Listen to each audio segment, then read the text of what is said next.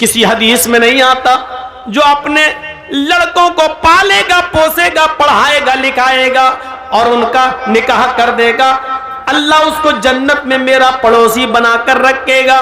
ये कहीं नहीं कहा तो अल्लाह के नबी ने क्या कहा? जिन लड़कियों को जिंदा दफन कर दिया जाता था, 4-4 साल पाल पोस कर जिनको पकड़कर दफन कर दिया जाता था, नबी अकरम सल्लल्लाहु अलैहि वसल्लम उन लड़कियों को इज्जत देते हैं जिस बाप की 3 बेटियां होंगी और जिसने उनको पाला होगा, बड़ा किया होगा, उनको पढ़ाया होगा, उनको अच्छा अदब सिखलाया होगा। अल्लाह के नबी फरमाते हैं ये तीनों बच्चियां, फिर उसने जिनकी शादी कर दी होगी, उन बच्चियों का निकाह कर दिया होगा, उनका घर बसा दिया होगा, उनको दीनदार लड़कों के निकाह में दे दिया होगा। कयामत के दिन ये बच्चियों का बाप इन 3 लड़कियों की शादी कराने वाला कयामत के दिन मेरा पड़ोसी बनकर रहेगा। फिर आपने फरमाया जिसकी 2 बेटियां हैं, 2 बेटियों को पढ़ाने और लिखाने वाला भी कयामत के दिन मेरा पड़ोसी बनकर रहेगा। फिर एक सहाबिया उठी, रोती हुई कहने लगी, अल्लाह के नबी मेरे पास तो 3 बेटियां नहीं है, 2 भी नहीं है, मेरे पास तो एक ही है। अल्लाह के नबी फरमाते हैं एक बेटी को ही पढ़ा लिखा, अच्छा अदब सिखला, उसकी शादी किसी दीनदार लड़के के साथ बालिग हो जाने के बाद कर दे, वो एक बच्ची की परवरिश करने वाला भी कयामत के दिन मेरा पड़ोसी बनकर रहेगा। मेरे भाइयों, जन्नत की बशारत लड़कियों की परवरिश पर अल्लाह के नबी सल्लल्लाहु अलैहि वसल्लम दे रहे हैं। यहां हम अंदाजा लगाएं कि अल्लाह इस्लाम ने लड़कियों को क्या इज्जत दी है, क्या इज्जत। एक इज्जत और देख लो, शादी के मौके पर हम और आप जाते हैं बाराती बनकर, 300-400 आदमियों की बारात लेकर, लड़का भी जाता है, लेकिन निकाह सबसे पहले किसका होता है? लड़की का। लड़की की इजाजत के बिना, लड़की के सिग्नेचर के बिना लड़के का निकाह नहीं हो सकता है। जिन लोगों की शादियां हुई हैं उन सबको मालूम होगा, जिनकी शादियां हुई। जाती ना, आपके यहां बारात जाती है कि नहीं जाती है? आजकल कहना पड़ रहा बारात, वरना हकीकत यह है कि इनको कहना चाहिए चोर और डाकू जो बारातों में जाते हैं। हकीकत है, ये लड़की वाले के यहां जाते हैं। अरे उस जमाने में कभी ये दौर चलता था तो उसकी वजह ये थी कि पहले जमाने में ना ट्रेनें होती थीं, ना गाड़ियां होती थीं, तो पहले वो बैलगाड़ियों पर, खच्चरों पर ये लोग जाते थे एक गांव से दूसरे गांव, और शादी करा के जब लाते थे तो रास्ते में लूट लिए जाते थे, सोना चांदी कपड़ा लत्ता। तो इसलिए बारात का सिलसिला चला। एक गांव से दूसरे गांव में जब आदमी जा रहा तो 100, 150, 200 आदमी लेके जा रहा, ताकि हमें कोई लोग लूटे नहीं और हम दूल्हा और दुल्हन को निकाह करा के खैरियत से घर पे ले आए। इसलिए ये बारात का सिस्टम निकला था, सिस्टम। लेकिन आजकल ट्रेनों के जमाने में, आजकल हर थाने के बाहर पुलिस, हर गांव में पुलिस थाना मौजूद है, चोरी और डकैती का तसव्वुर निकल चुका है, काफिला अब लूटा नहीं जा सकता है मेरे भाइयों। लेकिन यह प्रथा अब तक चली आ रही है, यह निकली थी किसी और वजह से, लेकिन चली आज तक आ रही है। 300 और 400 आदमियों की बारात लड़की वाले के यहां पहुंच गए। अब लड़की का बाप बेचारा सोच रहा है कि अच्छी से अच्छी मिठाई खिलाओ, क्योंकि ये लोग मुंह फट लोग होते हैं। बारात में जितने आते हैं मुंह फट्टे होते हैं। मुंह फट का मतलब समझ रहे हो? अगर थोड़ी सी भी मिठाई में या खाने में कमी हो गई तो जिंदगी भर लड़की को ताने मारे जाएंगे, तेरे बाप ने तो इज्जत ही नहीं की हमारी। इसलिए लड़की का बाप जानता, पहले इनके पेट की जहन्नम को भरो और अच्छा से अच्छा खिलाओ। जब तक इसके पेट की जहन्नम को सुकून नहीं मिलेगा तब तक मेरी बेटी सुकून के साथ घर में नहीं रह पाएगी। अब बारात पहुंच गई, निकाह का वक्त आया। पहले लड़के का निकाह नहीं होता है, पहले लड़की का होता है। और लड़की का हकीकत में निकाह नहीं होता है, बल्कि लड़की से इजाज़त ली जाती है। शायद आपके यहाँ मालूम होगा, पीछे ले जाइए पैसा सर, वहाँ गिनिए। हम इनको बंद करा रहे हैं, शोर ना करें, आपकी आवाज़ भी कानों में आ रही है। चंदा इतना हो गया माशाअल्लाह कि 2 दिन तक गिनते रहेंगे। तो सुनिए, लड़की की इजाज़त लेती। आप लोगों में जिसका निकाह हुआ होगा मालूम होगा, एक वकील होता है और 2 गवाह। वकील और गवाह ये दोनों जाते हैं लड़की के पास रजिस्टर लेकर। ये तय हो जाता है उसी वक्त, महर कितना होगा, ये कितना होगा, लड़के का नाम, लड़के के बाप का नाम, लड़के की उम्र, मोहल्ला, गांव सब लिख दिया जाता है और पूरा महर इतना इतना सब लिख के उसके बाद लड़की के पास जाया जाता है।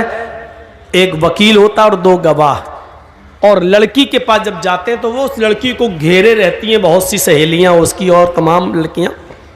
वहां रजिस्टर रख दिया जाता है और उस वक्त वकील पूछता है, वकील की जिम्मेदारी है कि वो पूछे, सरपरस्त की जिम्मेदारी है कि वो पूछे।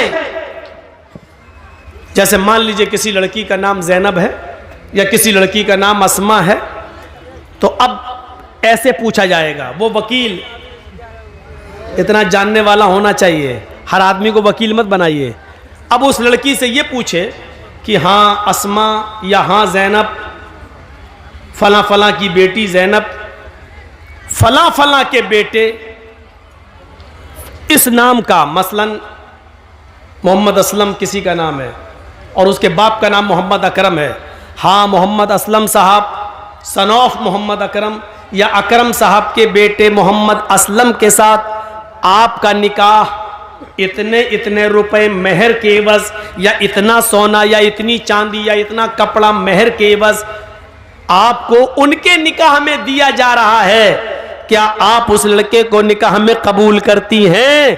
क्या वो लड़का आपको कबूल है? वकील जोर से पूछेगा, इतनी जोर से कि उस लड़की के कान में यह आवाज जाए। अब 2 तरीके हैं। एक चीज तो यह है कि लड़की बोल दे हाँ मुझे वो कबूल है, और अगर नहीं बोलती है, खामोश रहती है, तो वो भी काफी है। अल्लाह के नबी ने फरमाया इज़्नुहा सिमातुहा, उस लड़की की खामोशी ही उसकी इजाजत है। जबरदस्ती उससे नहीं कहलवाया जाएगा। कुछ जाहिल लोग पहुंच जाते हैं, कबूल किया, अब वो खामोश है। बताओ बेटा कबूल किया? बेटा आपने सुना नहीं, बोलो कबूल किया। अब वो शर्म, बेचारी कुंवारी लड़की है, शर्म आ रही है। वो अलग बात है कि आज के इस माहौल में तो व्हाट्सएप पे खूब बात करती थी, उस दिन शर्मा रही है। यहां तो रात रात भर चैटिंग होती रहती थी, लेकिन उस दिन शर्मा रही है। एक दिखावा भी होता है, लेकिन हमें वो नहीं देखना, हमें हदीस देखना है। कुछ जाहिल लोग वहां बार बार पूछेंगे बोलो, और वहां उसकी सहेलियां बैठी रहती हैं, वो कोहनी मार मार के कहती बोल बोल, अरे बोल दे, हाँ कहते मैंने कबूल किया, बोल बोल। और फिर उससे जबरदस्ती बुलवा कर कहती है, बेचारी कहती है कि मैंने कबूल किया। जिहालत की सारी हदें तोड़ दी जाती है। यह सबसे बड़ी जिहालत है कि उसके मुंह से कहलवाया जा रहा है। जब अल्लाह के नबी ने कह दिया इज़्नुहा सिमातुहा, उसकी खामोशी उसकी इजाजत है। एक बार पूछिए आप, 3 बार भी पूछने की जरूरत नहीं है। सुना ना हो तो वो लड़की कहे जी क्या कहा आपने, तब आप दोबारा कहिए। जब वो लड़की सुन चुकी है आपकी बात, तो दोबारा आप क्यों कह रहे हैं? 3 बार आप क्यों कह रहे हैं? ना 2 बार कहना सुन्नत है, ना 3 बार कहना सुन्नत है। जोर से बोलना जरूरी है। आप पहली बार इतनी जोर से बोलिए कि लड़की सुन ले।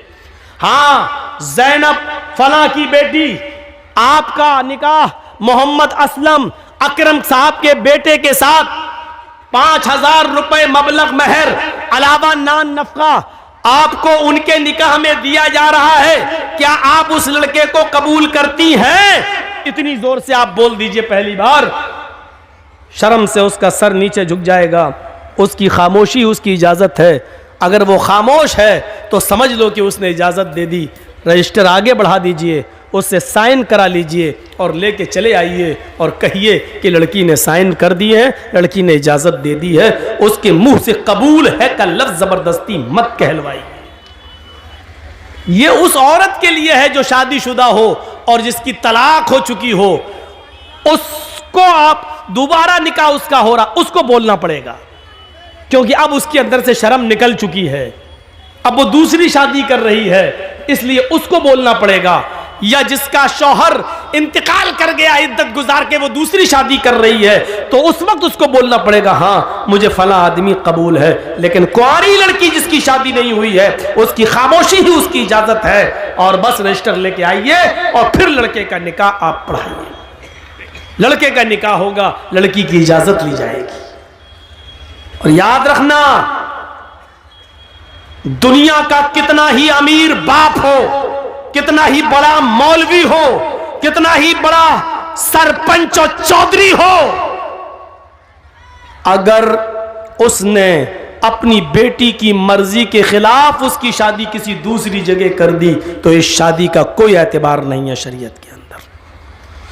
मसलन हम जहां करना चाह रहे हैं शादी, मेरी बेटी वहां तैयार नहीं है। मेरी बेटी जहां शादी करना चाह रही है वहां हम नहीं चाहते कि वो शादी करे। हमने अपनी पसंद का लड़का लाकर उसका निकाह करा दिया और बेटी मजबूर होकर उसके साथ निकाह करती है। लेकिन वो काजी से ये कहती है, काजी साहब निकाह पढ़ाने वाले से कहती है, मौलाना साहब ये निकाह मेरी मर्जी के खिलाफ मेरे बाप ने जो लड़का लाकर रख दिया है, ये दिल से मुझे पसंद नहीं है। काजी साहब निकाह नहीं पढ़ाएंगे और अगर पढ़ा देते हैं तो उसके निकाह की कोई हैसियत नहीं है। एक औरत, एक सहाबिया अल्लाह के नबी के पास आई और कहती, अल्लाह के रसूल मेरे बाप ने मेरा निकाह ऐसी जगह कर दिया है जो लड़का मुझे पसंद नहीं है। अल्लाह के रसूल ने निकाह हो जाने के बाद भी उस लड़की से कहा, अगर वो तुम्हें पसंद नहीं और इसके बावजूद तुम्हारे बाप ने तुम्हारी शादी कर दी है तो तुझे इख्तियार है, तू चाहे तो उस लड़के के साथ रहे या तू चाहे तो मैं निकाह तेरा फिस्क कर देता हूं। लड़के के तलाक देने की जरूरत नहीं है, निकाह फिस्क कर देता हूं। एक इद्दत गुजारेगी हैज की, जिसका निकाह फिस्क होगा उसकी इद्दत 3 महीने नहीं है, सिर्फ एक हैज उसकी, एक पीरियड उसकी इद्दत है। तुम एक पीरियड, एक माहवारी, एक एमसी, बस ये पीरियड गुजारो और जैसे ही तुम्हारा महीना हो, महीना से खत्म होने के बाद ही तुम दूसरी शादी कर सकती हो अपने मनपसंद लड़के के साथ। लेकिन लड़की को शादी के लिए वली की सख्त जरूरत है, अपने बाप की, सरपरस्त की, मालिक की जरूरत है। लड़की, ये सच है कि लड़की की मर्जी के बगैर निकाह नहीं होगा, लेकिन यह भी सच है कि लड़की अपनी मर्जी से अकेले भी निकाह नहीं कर सकती है। उसको निकाह के लिए वली की इजाजत चाहिए और वली उसका बाप है। बाप अगर दिमागी तौर पर कमजोर है तो चचा है, चचा दिमागी तौर पर कमजोर है तो लड़की का भाई है, और लड़की का भाई भी नहीं तो कोई और जो उसका रिश्तेदार करीबी होगा उसकी इजाजत चाहिए। लेकिन जिस लड़की का कोई ना हो तो फिर काजी खुद वली बन सकता है। जैसे मौलाना जर्जीस अगर किसी का निकाह पढ़ा रहे हैं, लड़की का बाप भी नहीं है, लड़की का भाई भी नहीं है, लड़की का चचा भी नहीं है, तो फिर मौलाना जर्जीस खुद काजी, खुद वली बन सकते हैं और उस लड़की का वली बनकर निकाह करा सकते हैं। काजी वली बन सकता है। लेकिन कोई दूसरे गांव की लड़की अपने बाप का घर छोड़कर भागकर आपके गांव में रतनी में आ जाए तो रतनी का रहने वाला कोई बुढ़ा उस लड़की का बाप नहीं बन सकता है। होता है ऐसा, समझ रहे हैं ना। किसी दूसरे गांव की कोई लड़की भाग के रतनी में आ गई, रतनी के लड़के के साथ शादी करना चाहती है। अब उसके बाप ने कह दिया तू भाग के गई है, मेरे घर में अगर कदम रखेगी तो हम टांगे काट देंगे तेरे, मरते दम तक तुझसे रिश्ता खत्म। अब वो लड़की वहां नहीं जाना चाह रही है। यहां एक बुढ़ा उठता है, हाजी है साहब, पान मुंह में खाते हैं, सऊदिया का रुमाल डाले हुए हैं। बेटा कोई बात नहीं, मैं तुम्हारा बाप बन जाता है। तेरे बाप बन जाने से रिश्ता जायज नहीं हो जाएगा। वो लड़की भाग कर आई है, न किसी के बाप के बन जाने से न हाजी और नमाजी कोई मौलवी भी उसका बाप नहीं बन सकता है। मुंह बोले बाप की कोई हैसियत नहीं है शरीयत के अंदर।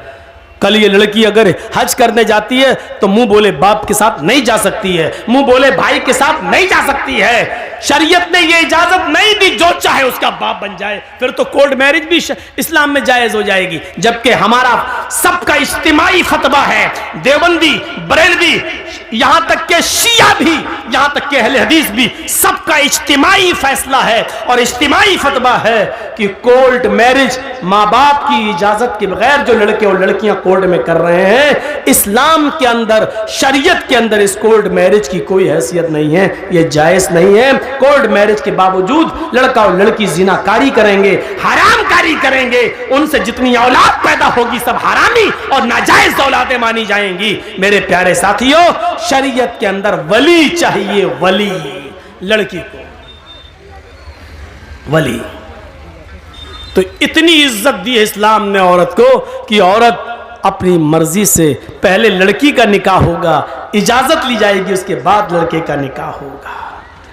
अगर शादी के दिन ही लड़की मना कर दे कि हम नहीं करेंगे, लौटाओ इन चोरों को, भगाओ भगाओ इन डाकुओं को, ये लूटने आए हैं, नहीं करेंगे। मेरे भाइयों, हमें और आपको फैसला करना पड़ेगा। तो इतनी जिहालत थी अरब के अंदर, लेकिन इस्लाम ने इतनी इज्जत बख्शी है औरत को। जहां लड़कियों को जिंदा दफन कर दिया जाता था,